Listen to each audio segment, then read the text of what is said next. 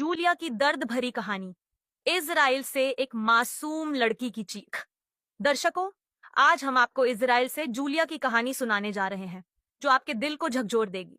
वह दिन जूलिया की जिंदगी का सबसे भयावह दिन था।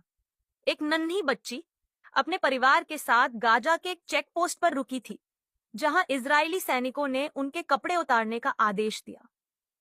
जूलिया की आंखों में डर और बेबसी थी जब उसने देखा कि उसके अपनों को बारी बारी से सैनिकों के सामने नग्न किया जा रहा था। ये वही दिन था जब इजरायली ड्रोन ने क्षेत्र खाली करने का ऐलान किया था। जूलिया का परिवार अल खलीफा जिले से निकला था, जहां इजरायली सैनिक हमास के आतंकवादियों का पीछा करते हुए दाखिल हो रहे थे। उस दिन गोलियों की बौछार हो रही थी और उनका परिवार जबलिया शरणार्थी शिविर की ओर बढ़ रहा था। जूलिया के साथ उसका पिता, माँ, 15 महीने का भाई हमजा, दादा दादी, 2 चाचा और एक चचेरा भाई भी था। लेकिन भीड़ में जूलिया और उसके पिता बाकी परिवार से बिछड़ गए। जूलिया की माँ से उनका बिछड़ना एक ऐसा लम्हा था जिसने सब कुछ बदल दिया। उनका सफर मौत से घिरे रास्तों से गुजरा। जगह जगह बिखरी लाशें और तबाही के दृश्य जूलिया की मासूम आंखों से नहीं छिप सके।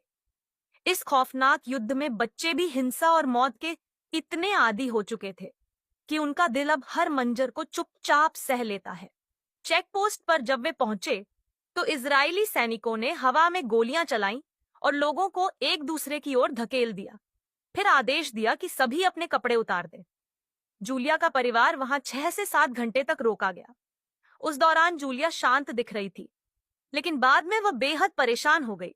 उसने बार बार अपनी मां के पास जाने की जिद की। आखिरकार परिवार को फिर से मिलाया गया, लेकिन तब तक जूलिया के दिल और दिमाग पर गहरे घाव लग चुके थे।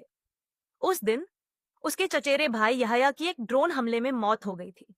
7 साल का हमजा, जो जूलिया का सबसे प्यारा साथी था, अब उसकी यादों में ही बचा था। वे दोनों गली में साथ खेलते थे, लेकिन अब हर बार जब गोलाबारी होती है, जूलिया ऊपर इशारा कर कहती है, हवाई जहाज। जूलिया के पिता ने